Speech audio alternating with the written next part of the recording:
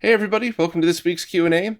I have to record these very early on Thursday morning because of a bunch of stuff I have scheduled in the next few days, so I'm probably going to miss a few questions that have come in after the fact, and while I usually put this at the end, this is the perfect time to open with this. Any questions you have, whatever you want to ask, wherever it is that you support, please just put your questions in the newest Q&A post, and if I miss them on days like today where maybe your question comes in as the video is rendering but before it actually gets up publicly and live, then just re-ask next week or DM me. I never skip questions intentionally. I never delete questions intentionally, although Patreon sometimes loses questions. We still haven't figured that one out. But anything you got, just ask wherever it is that you support in the latest Q&A post, and I will get to them. So sorry if I missed anybody's this week, but let's jump in and see what we do have. First up, over on Floatplane, the importer has a Dreamcast that's a North American edition with a GDMU, and they've connected it to a consumer-grade CRT with component video inputs via a Dreamcast SCART cable from RetroAccess and an RGB to comp. So that allows them to get both modes, although the consumer-grade TV, I'm sure, only accepts 15 kilohertz, but still an excellent solution. On their GDMU, they have PAL versions of Shenmue 1 and 2, mainly because of the same save game transfer aspect, and the PAL version of Skies of Arcadia because the NTSC version is not RGB compatible. Even if they do appear to run perfectly on their TV, are they putting their CRT at any risk by playing PAL games with it? So I have a pretty educated guess on this one, and I'm always open to criticism. If I got this wrong, somebody please chime in, but I'm pretty sure if it works, you have no issues whatsoever. Whereas if you tried to play it and the screen's going crazy, or it's maybe in black and white or something, then you might have issues, but basically, if it works, you should be fine. What would probably happen is those games are going to be running at 60 hertz, not 50 hertz, which could mean that they're being played at the original speed. It could mean that they're sped up a little bit, but none of that would affect the console or TV as far as, risk of damage or anything like that. So I would look a little bit more into those games and see how they're running if you're curious. But unless I'm wrong about this one, which I really think I'm not, but like I said, please let me know. I don't think there's any issue at all with this because the game is probably being generated in NTSC. It's probably running at 60 hertz and you shouldn't have any issues. The only time I would say maybe you're hurting something is if you switch to a certain mode and your TV starts going crazy and, turn it off right away. Don't leave it on, take some pictures, go post on a Discord for advice. If you see that stuff happen, turn your CRT off. But if it's working, you should be okay. But once again, if you're listening to this and you're curious, check the comments. If I'm wrong about this, I'll pin a comment to the top. But I'm pretty sure you'd be safe in that scenario. One more from the importer. They want to know what my opinion is on the anti-aliasing patches for Nintendo 64 games when playing via an EverDrive on a CRT with S-Video out. Is it even worth trying, or will they just see a very little difference? So I do have my own personal opinion on those, but to first answer your question, you'll almost surely see a difference. I definitely think it's worth trying if you're curious, and there's no right answer. It's whatever your eyes prefer. So maybe the combination of your size, shape, and model CRT in S-Video will look better without anti-aliasing and will look sharper, or maybe it won't. But it's something that you should mess around with one or two games. Pick your favorite games, I guess, and just see if it's something that you like. Now, on the flip side, my opinion on these is kind of change and evolve over the years. Whereas originally I said, get rid of all of this filtering. I want the raw image, and then I want to decide what happens from there. Do I take this sharp image and play it in RGB to get a super sharp version of N64? Or do I add RetroTink's 2x smoothing filter to that, or the Rad2X or whatever else, and do my own filtering? And after a lot of testing, I kind of just play N64 games as they are. There's no right or wrong way to do it. I just think that the developers spent quite a bit of time trying to smooth those jagged 3D edges around. And my favorite things to do to N64 games when scaling is to add smoothing filters, which really is the same for me. My own just personal opinion on all early 3D graphics is I like to see them smoother, whereas 2D graphics, I like to see them razor sharp. And I guess the best example of that is on PlayStation 1, Castlevania Symphony of the Night. I am playing that razor sharp in RGB or scaled via RGB to a flat panel, because it's essentially, even though it's a 32-bit game, it's the same as the 16-bit 2D style graphics when it comes to scaling. Whereas early 3D graphics games like Silent Hill and Tomb Raider and all that stuff, I think a lot of those look better as smooth as possible. So on flat panels with every smoothing option turned on, or maybe even in composite video when using CRTs, not flat panels. So it's really up to you to decide. There's no right or wrong answer. Nothing adds lag or hurts the game or anything like that. But to directly answer your question, you will see a difference. It really is just up to you on whether it's worth it or not. But that's, it's very cool that at least we have options these days.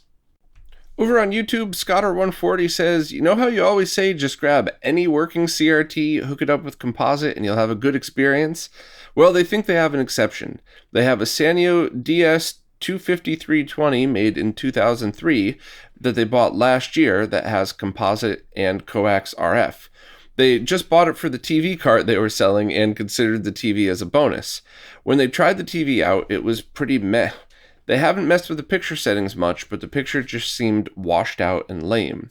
Like too bright and oversaturated.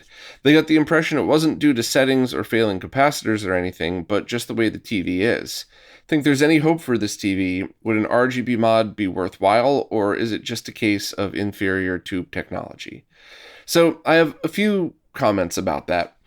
First of all, I always say grab any working CRT that you can get for free, because if it doesn't work, then it goes to the recycling center that it would have gone anyway, but at least you tried.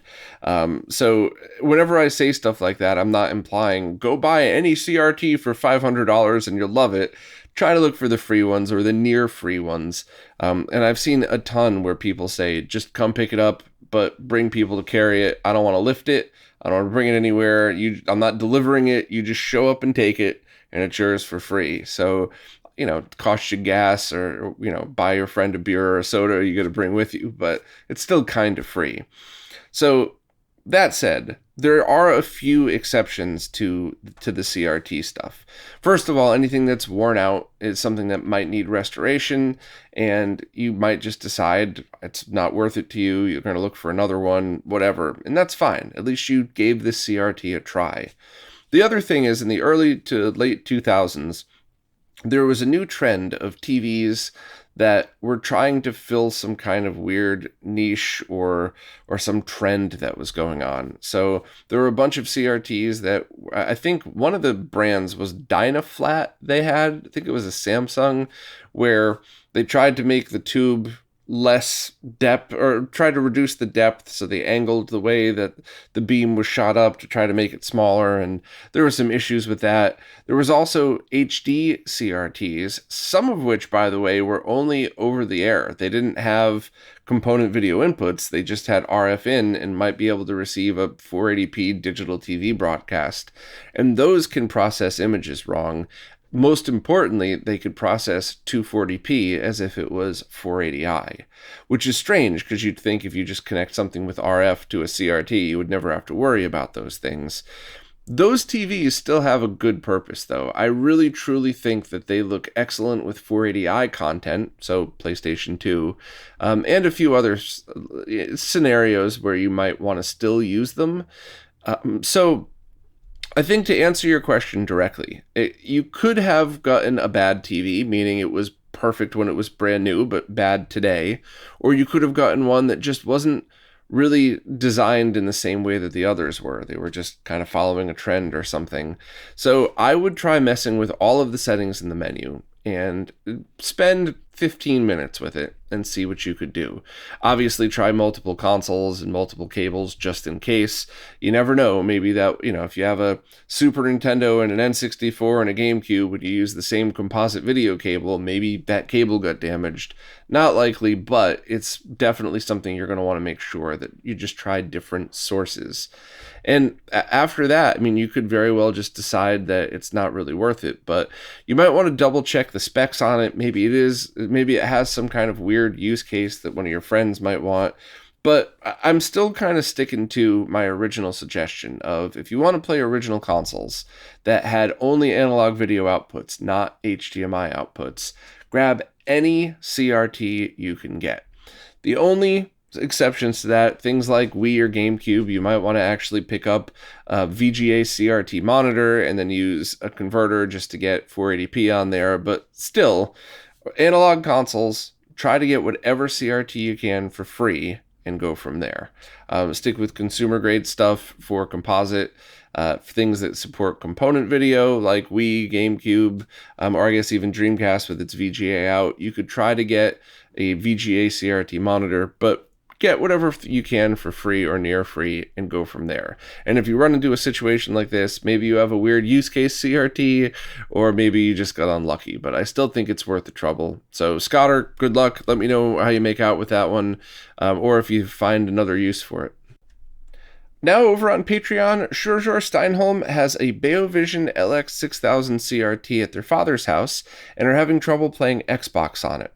Their friends and them are having a Halo LAN party once in a while and play the NTSC version of Halo because it runs faster and is more stable when playing System Link. The LX6000 doesn't support NTSC signals though, so is there a way to convert NTSC to PAL, maybe through a GBS control? I actually have never tried with a GBS-C, but I did specifically buy a box that converts NTSC to PAL and back for composite video, and I would really like to test this out probably on a live stream soon enough, because I want to see what effect it has. Does it cause lag? Does it, which I doubt, but is there color issues? What are the downsides to doing something like this? And obviously it's not going to change some of the major characteristics of it, but maybe it's just a solution to get this to work. So unfortunately, my answer to you today is I have no clue, but I will be following up with a live stream at some point where I get to test this stuff. And I've really been digging the live stream format because it's totally okay to do something like this and then at the end of it go, this thing's useless, or I don't like it, or whatever else. It's not like I spent, a full week doing some fancy video just to find out that I don't like it. So, I wouldn't recommend it. Where, the opposite, I feel like doing this together in a live stream is kind of a fun environment to hang out in. So stay tuned. I will get to it before the summer's over, hopefully, and I will do all the normal tests. But if that's something you want to try yourself, I would just pick up something from Amazon or AliExpress, something super, super cheap. The one I bought was $15, I think, and give it a try. See what happens. But if anybody has any other suggestions, please let me know, because I'm pretty curious about that as well. Next, Andrew Przybylski said, they know I've mentioned this before, but could I relink the soldering equipment I found that works best for me? Sure, it's just retrorgb.com/tools.html. I'll link to it in the description, of course. But this is exactly what Andrew asked for, is all of the tools that I've personally found that work for me. I am by no means saying these are the best tools. I'm not saying there aren't equivalents out there that are exactly as good as this, but just not this. These are simply the ones I've tried, and through trial and error, I've liked very much. So everything from on here, from a link to the Amazon shop, which is easier in some cases, so it's linked right here as well as the description of all my videos. So if you don't see something here, check that link. But there's the game tools, examples of very basic tools, and it's funny because in this picture that I took over 10 years ago, I still use all but 2 of those. I broke those cutters and those needle nose pliers, but everything else I still use on a regular basis here. And I've even had some of those since I was a kid. I also link to different kind of screwdriver kits. I link to multiple because I always really suggest getting the cheapest when it comes to stuff like this, because you'll know if you need high quality stuff. If you buy cheap stuff and it wears out after a year, now it's time to upgrade. But it's kind of like Craftsman tools. I don't know if anybody here is in the US and works on cars, but all the mechanics I know think Craftsman tools are terrible because they break after a year or so of daily use.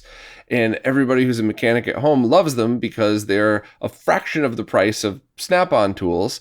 If you don't use them that often, they last forever, and there's a warranty on them. So it's kind of the same thing, is that, you know, you don't have to go pro equipment right away.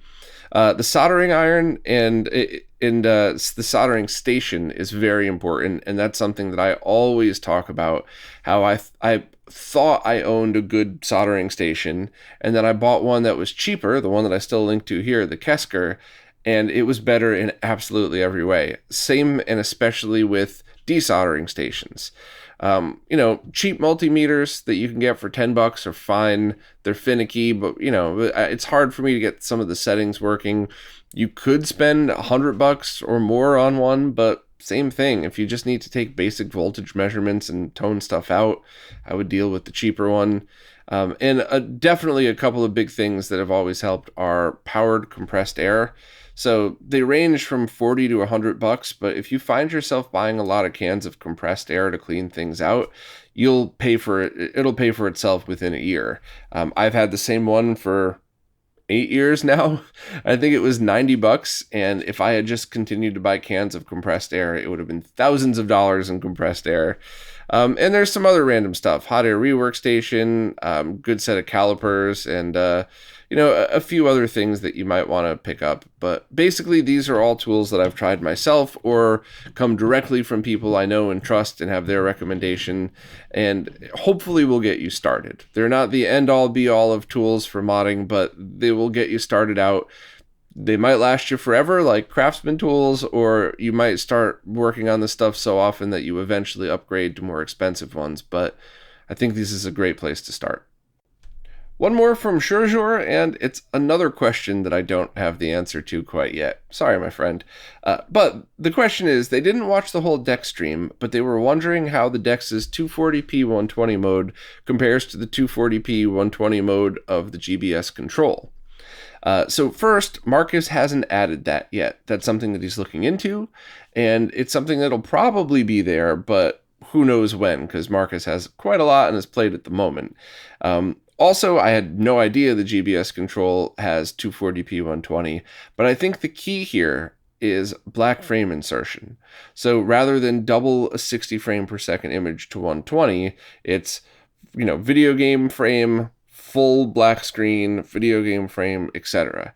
And the other question I have is, how does that compare to the brightness and scanline look of 480p with scanlines at 100%? Or I guess maybe 75% too, depending on how you like the look. But those are the questions that still need to be answered. Because at the moment, if you take 240p 120 versus, like I showed on the Mr. stream, how you could have the Mr. running 240p 120 or 480p line doubled with scan lines on it, the trade-off at the moment isn't worth it, because not only do you add a little bit of lag, which I don't think in the case of being used on a CRT like this, I don't think it's enough lag to really worry about in most cases, but it's still there, and you have motion blur. So if you remove the motion blur with BFI, that's the question that needs to be answered. How dark or lighter is that than 480p with scan lines? And if it is lighter, is it worth the trade-off of adding lag to it? So I will be following this up as soon as the DeX has that mode. Maybe I've heard some rumblings about some stuff with Mr. that I might be able to try. So if that's the case, I will swing back around and test it with GBS control either. But the question that definitely needs to be answered is this worth it? And there's a group of people out there that are like, it's absolutely worth it. It's perfect. It's the best. And there's an equal group of people out there that's like, this is stupid. Why would anybody do that? Which means it's probably somewhere in the middle. So, so just to clarify, brightness and the scanline look compared to something like a PVM or a BVM. That is really the key here. Is it going to be brighter than 480p with scan lines, including with BFI on? And will the scan line look be the same, better? What's that all about? So there's an excellent chance that the conclusion would be that it's useless. There is a good chance, but I think it's more along the lines, and this is just a gut feeling, I think it's more along the lines of 480p with scan lines is probably going to be the right move in most cases because it's zero lag as well. But I'm sure we're going to find a use case that 240p 120 is going to be the better way to do it. I don't know what that is yet, but we'll figure it out. So if anybody's curious about that, stay tuned. I'll keep doing all the testing. I'm waiting for some more stuff to come in, but I will include the GBS control in that as well.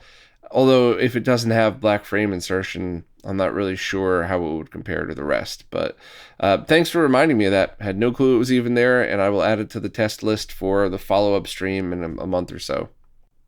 Sean Richmond is thinking about getting a capture card for capturing home movies on VHS, captured with an 80s camcorder on the standard play 2-hour format, and also occasionally capturing game footage from retro to modern eras. Do I have any suggestions for what they should get, or where they could find good info on a great capture solution? They have an old Windows 10 PC and a VHS player with HDMI out for the VHS, which they got for this project. So, Sean, excellent questions.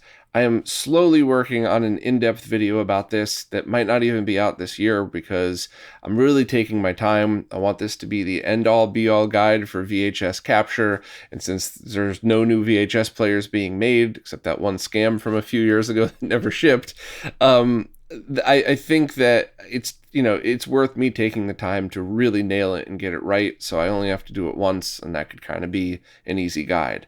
However, I can answer that in the short version here. I just am going to skip all of the details and the explanation just because I haven't quite nailed the best way to talk about it yet.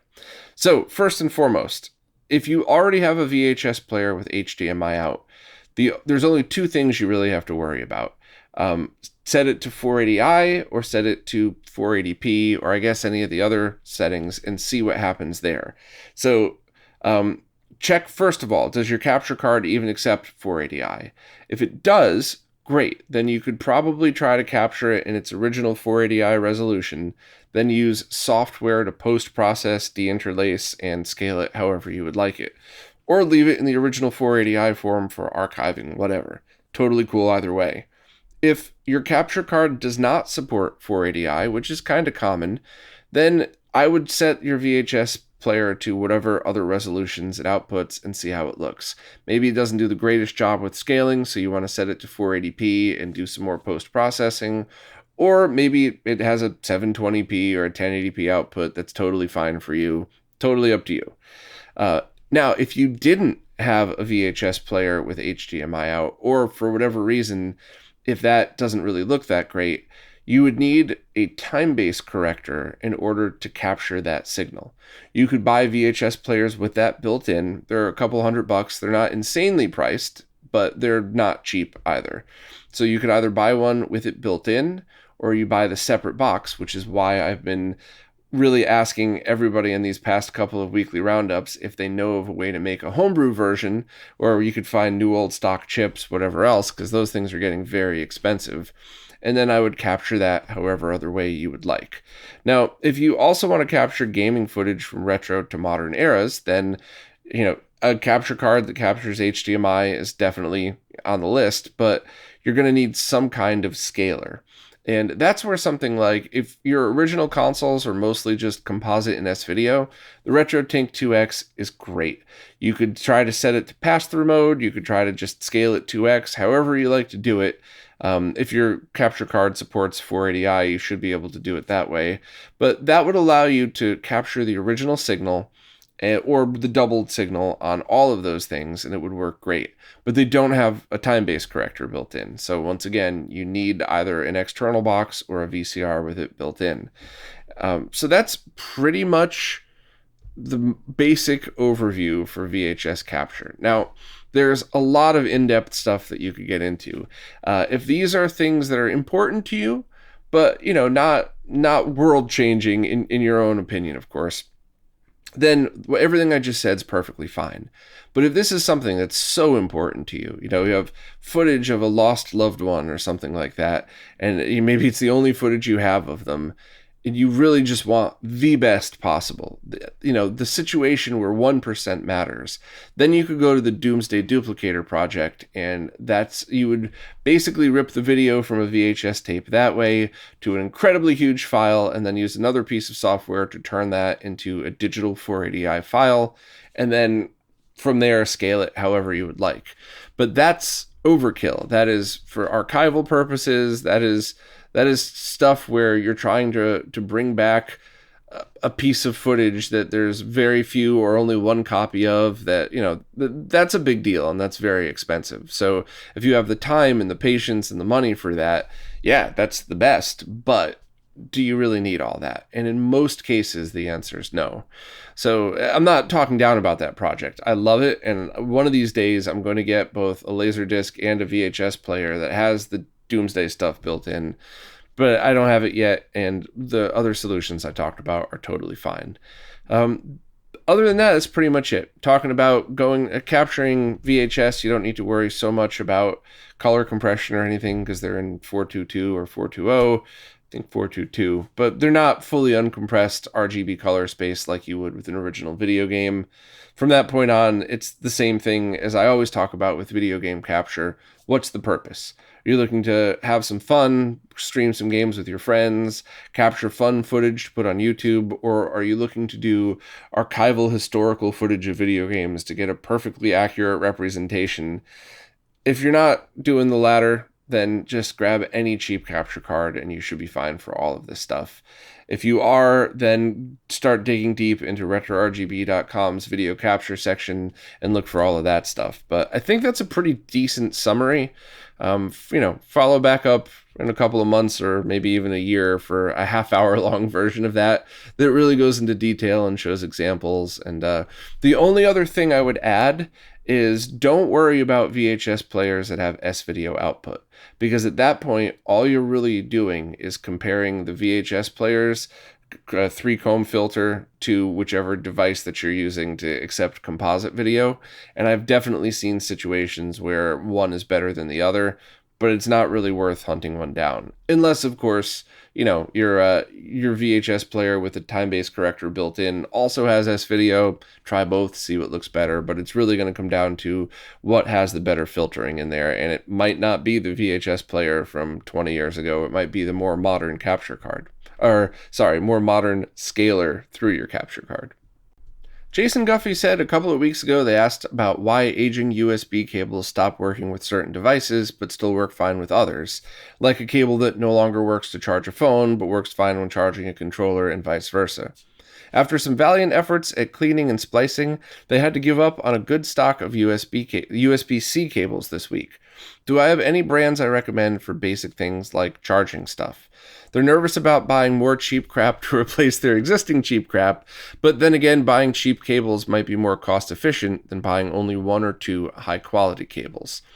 So that's something that seems to trigger people in the comment section every single time I talk about this.